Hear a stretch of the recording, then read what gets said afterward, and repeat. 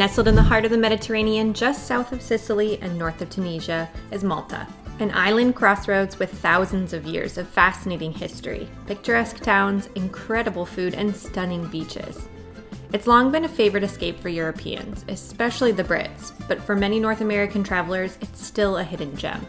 At only 122 square miles, it's one of the world's smallest countries, about 1/50th the size of Rhode Island. But don't let its size fool you. This dreamy island getaway has so much to offer visitors. Subscribe to join us this week as we take you with us to spend 4 magical days exploring Malta, sharing the best things to do, see, and eat for the perfect Mediterranean vacation. We're Dennis and Liz, and you're watching EATSEETV. Malta's small size makes it easy to get around. You can reach just about anywhere on the island in under 40 minutes. With a centrally located international airport that makes flying in and out simple. Most visitors choose to stay in Valletta, the capital city, but we base ourselves in Sliema, a neighboring town with plenty to do. It has excellent restaurants, amazing beaches, great shopping, and a laid-back local vibe. Sliema is well connected to other nearby towns and just a quick bus ride, drive, or 15-minute ferry cruise to Valletta. But if you'd like to explore other stay options around Malta, we've created a blog post link below to help you decide which neighborhood is best for your trip. Since we're staying in Sliema, we spent the day just exploring, walking around, taking in all the sights, the charming street, and the beautiful beaches. And we came to Exile Beach, which is about a 3-minute walk from the place that we were staying, and it is stunning. There's all of these little jutted rocks that spit out into the ocean where you can lay down, just chill, hop in the water. There's so many people swimming, cliff jumping everywhere. There's music playing from all these different beach clubs if you prefer a pool with a view over the ocean. Oh, fireworks!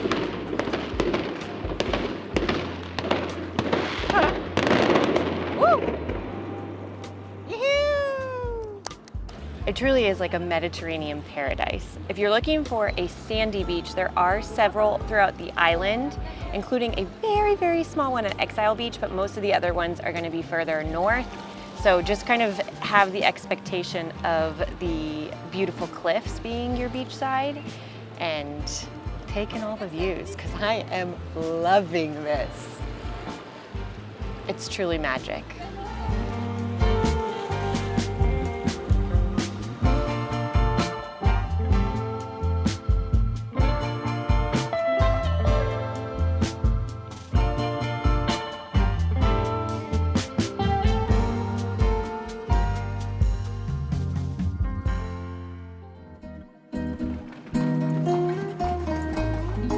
Today we venture inland, 20 minutes by car from the coast to Mdina, Malta's original capital. Perched high on the island's tallest hill, it's a fortified city that feels frozen in time, with narrow, winding streets, golden stone walls, and 1,000 years of history. While we could have happily gotten lost in these charming alleys forever, we decided to join a walking tour to learn more about Malta's long history. Mdina's story dates back to the Bronze Age. First fortified by the Phoenicians around 1000 BC, they used its sweeping 360-degree view of the sea for protection, as coastal watchtowers would signal approaching threats by lighting fires. For centuries, it served as Malta's capital until power shifted to the newly fortified Valletta in the late 1500s. In 1693, a devastating earthquake toppled many of Mdina's buildings. But the Grand Master of the Knights of St. John oversaw its reconstruction, transforming much of the city into palaces for the nobility and moving commoners outside the walls to Rabat. Today, the palaces still stand, built from honey-colored limestone that glows in the sun, with weathered doors painted in bold colors, adorned with heavy brass knockers that once revealed the story of who lived inside, their trade, their wealth, and their place in society. Take a few steps outside Mdina's fortified walls and you'll find Rabat, meaning suburb in Arabic. It's a working-class city with a very local feel and equally fascinating history. Aside from its delicious restaurants and charming streets, the main attraction is St. Paul's Basilica, home to a famous grotto where the Apostle St. Paul supposedly lived for 3 months after being shipwrecked here in 60 AD, a must-stop for visiting popes and devout Catholics who file through to show their respects. The basilica also provides access to one of the many World War II bunkers that can be found throughout Malta, where locals once hid from air raids by the Nazis. As a former British colony, Malta was hit hard during the war, and these underground shelters provided families with much needed protection during World War II. Eventually, the tunnels connect to the ancient catacombs from the Punic, Roman, and Byzantine eras.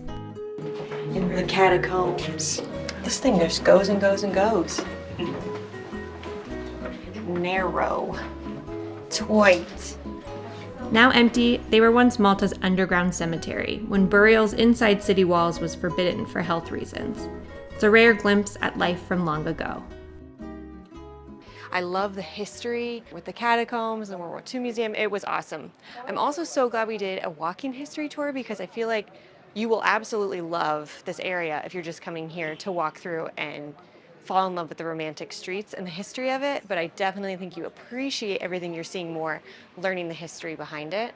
So I'll have a link for this as well as everything else we show you in the video down below and on the QR code here. But we need a restroom. We want some food. I don't know what we'd do without internet service on this trip. Honestly, we are using our phones for absolutely everything, from navigating the windy streets in all of the different cities. We're also using it to hail Bolts, which is like the Uber on Malta. It's the preferred way to get around, very affordable, very fast. You can take buses as well if you're on a budget.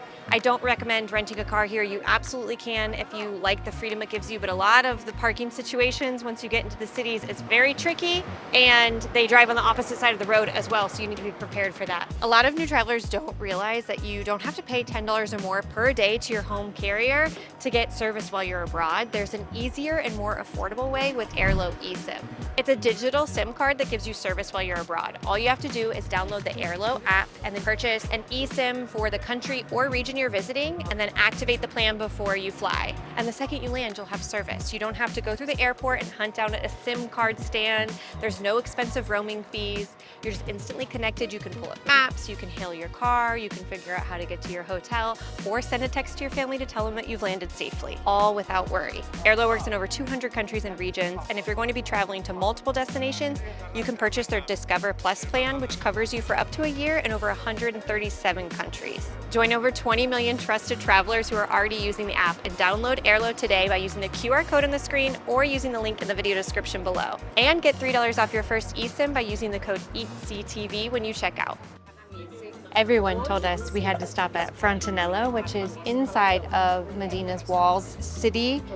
It's a tea garden and cake shop that has breathtaking views of Malta. It's gorgeous, and the cakes are massive and look so beautiful. Dennis got a lemon curd and strawberry cake, and I got hazelnut chocolate and caramel. I'm a chocolate cake fiend, and this is hitting all the spots.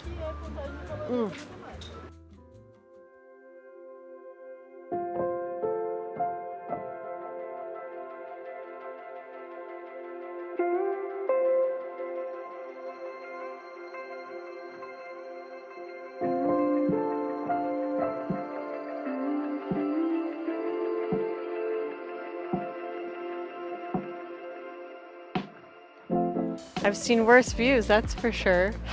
This is gorgeous. The glow right now, right before sunset over Dingli Cliffs, is spectacular.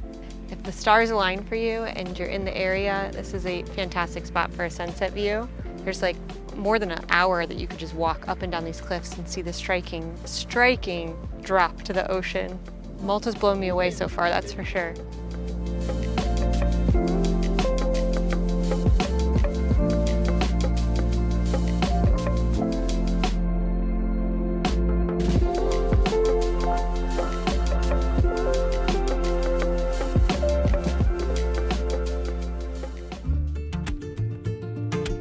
The next day, we set out for Valletta, the modern capital of Malta and one of the most visited spots on the island. Now we've chosen to do a food and history walking tour, two of our favorite things put together.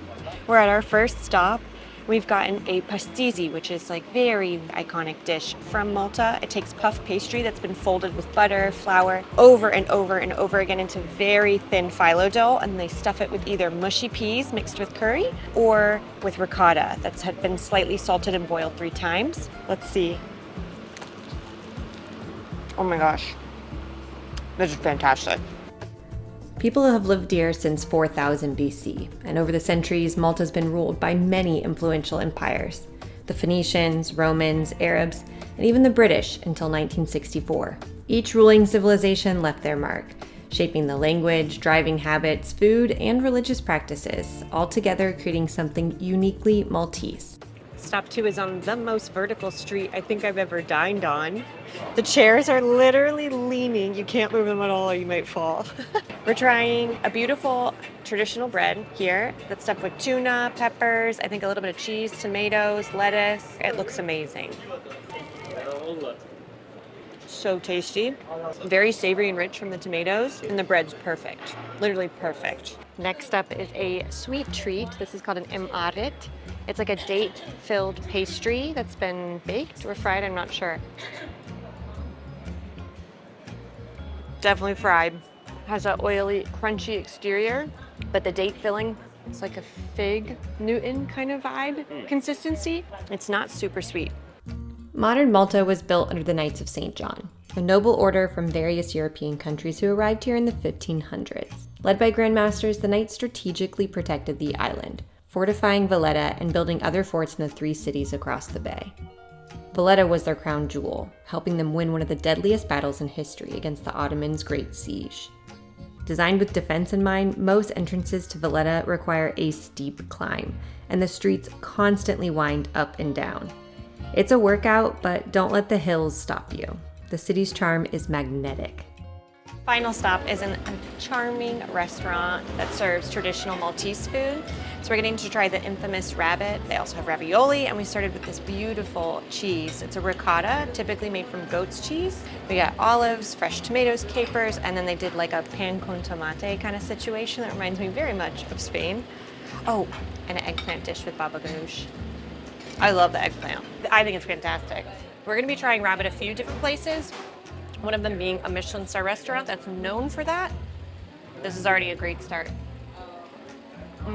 Another sweet treat to finish off our awesome food tour. The history on this was fantastic. We learned so much about the history of Valletta, and we did get to eat a lot. So if you're interested in booking this exact tour, you can scan the QR code on the screen, or we'll have the link down below. This one is molasses, cloves, and honey, and then it has like almost like a cookie-like consistency on the outside. It's called the honey ring. It's a little bit dry. So it's definitely something you want to serve with like coffee or tea. Coming. We have coffee coming. While you're in Valletta, make sure to visit Upper Barraka Gardens.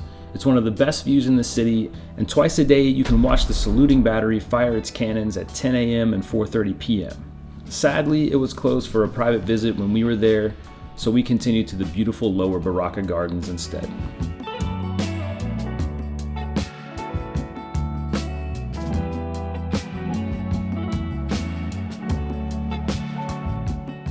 Feels so good right here, because I'll tell you what, guys, Malta is hot right now. We're visiting in mid-September, and it is the same temperature as Florida. Same humidity levels, same heat levels. It's hot. So be prepared with shade, sunscreen, and you're gonna be drinking so much water. It's ridiculous. We've been having 3 to 4 liters of water every day and are still thirsty. We are blown away by Valletta. It is absolutely gorgeous. All of the little historic streets that just go up and down with the views of the water are so incredible. And the cafes, all of the little happy hour and restaurants, I love it. Valletta's walled city itself isn't that big, so you could see it probably in about half a day. You can come to the Lower Barraka Gardens, the Upper Barraka Gardens. There's a fort that you can explore. And inside the wall city, they also have a National Anthropology Museum. You can go inside of the beautiful and ornate church. That's one of the most popular things to do in the area, but a lot of that will require tickets if you're interested in visiting. We're just taking in all of these views. I mean, this is incredible.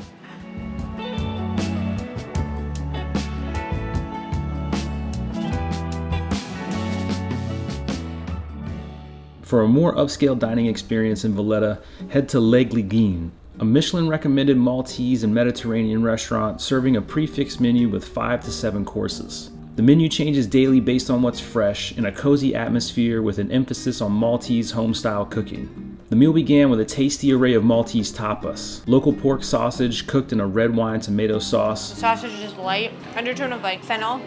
A tapenade of eggplant, peppers, and tomatoes. That's perfect.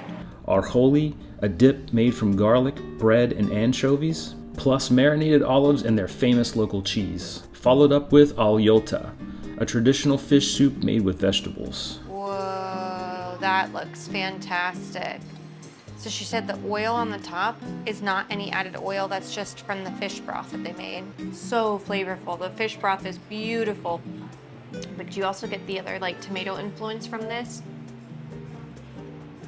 Very rich. Next up, fish cakes, couscous salad, and grilled sea bream. The dill is really prominent, but it doesn't overpower it.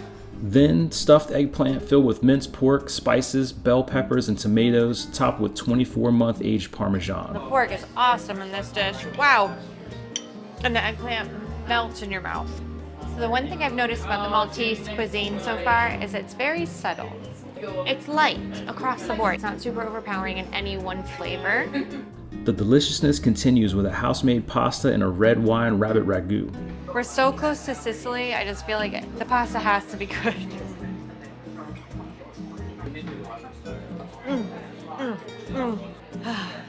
And right when we thought we couldn't eat another bite, we found room for delicate pork cheek with peas, carrots, tomatoes, and apples in a red wine tomato sauce. Pork cheek is so tender. We are on course, I think, 6 of 7, which means we still have another coming, and I am stuffed. Incredible value for what you're getting. Beautifully cooked Maltese dishes at a fixed course that is very approachable. Right as we finished our meal, a band came marching by, kicking off the neighborhood's Festa, a multi-day celebration honoring the village's patron saint. Between June and September, towns all across Malta throw these festas, decorating their churches with bright lights, setting off fireworks, and parading their saint through the streets to the sound of brass instruments. I love coming to cultural events like this. It reminds us a lot of the festivals that they have in Spain for their patron saints or for their town's history. Gorgeous decorations everywhere, and the inside of the parish is stunning. You can tell it's so special for locals. They are dressed to the nines to go inside the parish and pay their respects. This is a 3-day experience from what I've learned. And tonight is the final night where they end with like the feast, where they take the lady throughout the town, ringing bells, and it's finished with fireworks. While I would love to know more about the tradition and like actually what they're doing, why they're doing all these things, I'm just enjoying the ambiance, the vibes.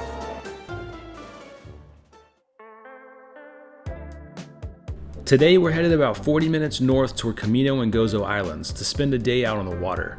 While there are plenty of boat tours departing from Sliema or Valletta, starting farther north means less time cruising and more time swimming the waters of Malta's incredible coves and lagoons. Comino Island is almost completely uninhabited, and its coastline is dotted with epic sea caves, hidden beaches, and the most brilliant turquoise waters you'll find anywhere in Malta. Stop 1, Crystal Lagoon, and it is stunning. The watercolor here is crystal clear. Crystal Lagoon, I'm getting it. Truly, I don't think I've ever seen watercolor this blue or aquamarine. You can see all the way to the bottom. There's these really cool caves you can swim into. The boat provides like snorkel gear and noodles, but we brought our own masks. I'm ready to get in. 1, 2, 3.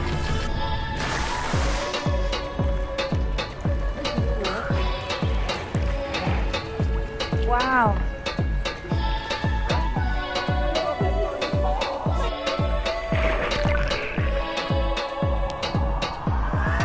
So much fun. I loved this stop. Getting to swim in the cave was so cool. It was nice. So cool. The water is so refreshing and perfect. Not a lot of fishies though. Not a lot of fishies. No.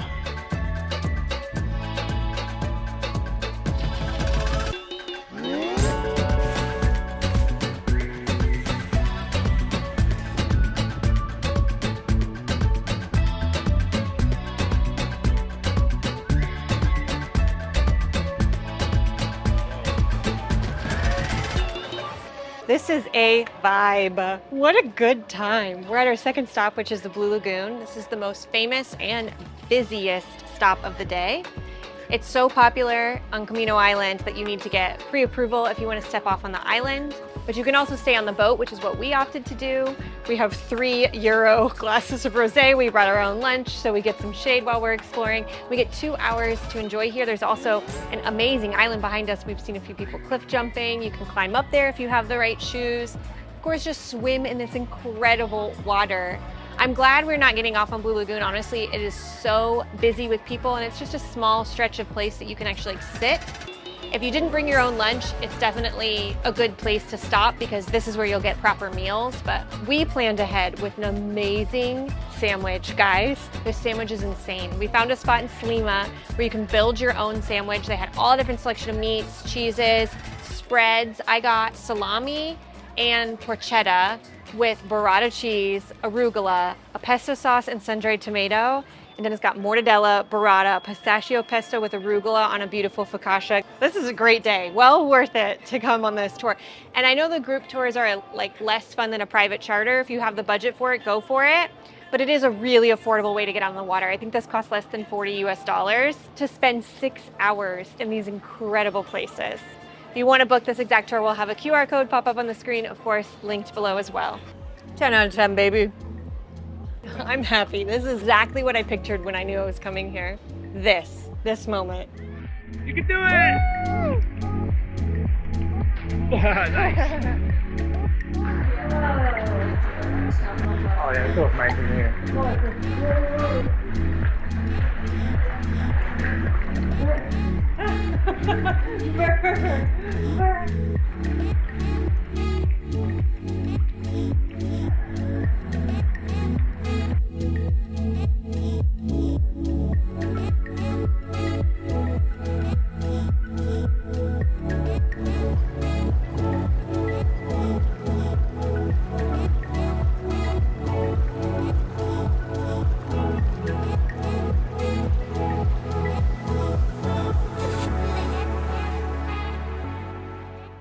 Hello. Wow. This is already so impressive. For our final day, we explored Hagar, home to 2 of the 7 mysterious megalithic temples on Malta. These prehistoric structures were built between the 4th and 3rd millennia BC. For reference, that's roughly 1,500 years before Stonehenge or the Great Pyramids of Egypt were built. They rank amongst the earliest freestanding stone buildings in the world. Wow. Wow, wow, wow. This is absolutely incredible. I'm blown away by the archaeological history in Malta. The Hypogeum is by far the top attraction to see, but the tickets for that book out months in advance. We were not able to secure a spot. They were already booking out until early November. We're here in September, so it's not going to happen. You can check out how to get last minute tickets if it's of top interest to you, but you are going to be paying a lot more than if you were to book in advance. So my recommendation is just to plan ahead and book those as early as you can. Given their age and fragile construction from soft limestone, nearly all of the clues about who and what the civilization was for have been lost. Archaeologists can only speculate about who built these structures, how they were used, and what life would have been like on the island nearly 7,000 years ago. There's a free audio guide, which kind of gives you context, and a visitor center that helps you understand the history of the site, as well as a really cool 3D movie. I wish so badly we could go back in time and ask. I feel like all of the assumptions we make are probably so wrong.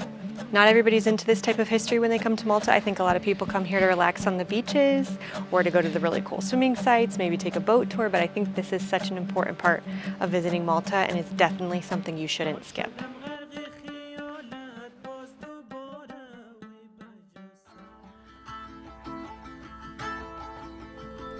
About a 20-minute walk from Hagar is Blue Grotto, one of Malta's most photographed natural wonders. The massive arched towers above a sea cavern with sparkling turquoise water and is visible from a roadside overlook. Even though Malta is a small island, there is no shortage of amazing things to do. We're here for 6 full days and we are jam-packing our itinerary, and honestly, we're only showing you a small fraction of the amazing things to do here.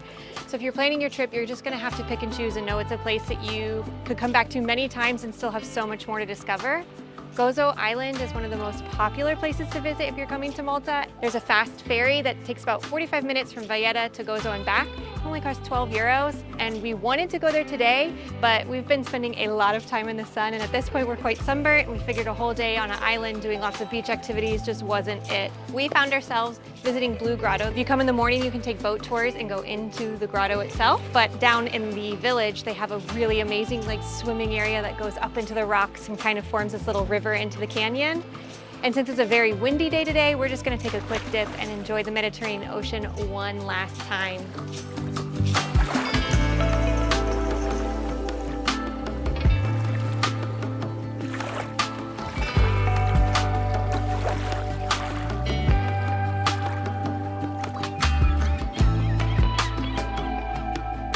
Our last evening in Malta took us back to Valletta for a sunset at Upper Barraka Gardens. This is one of the most popular places to watch the sun slip below the horizon and offers visitors gorgeous views of the Grand Harbor.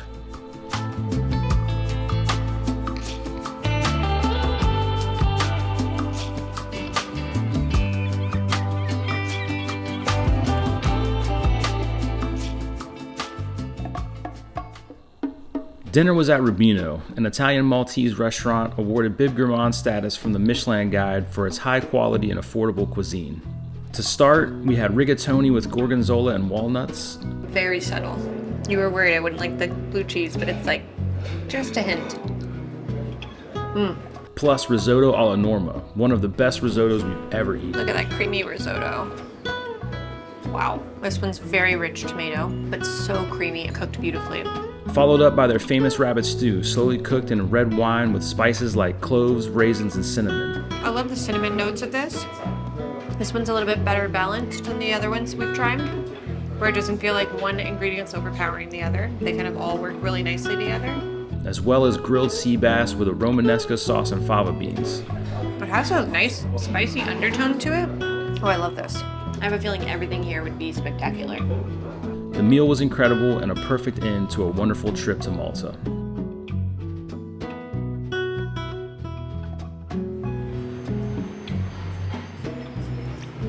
That's gonna be a good shot. You filming? Oh, you gotta tell me. The bite I got had a lot of bone and cartilage. Oh, no. So I got some stuff in there I gotta get out. I'm sorry. Bones. It's a real deal over here.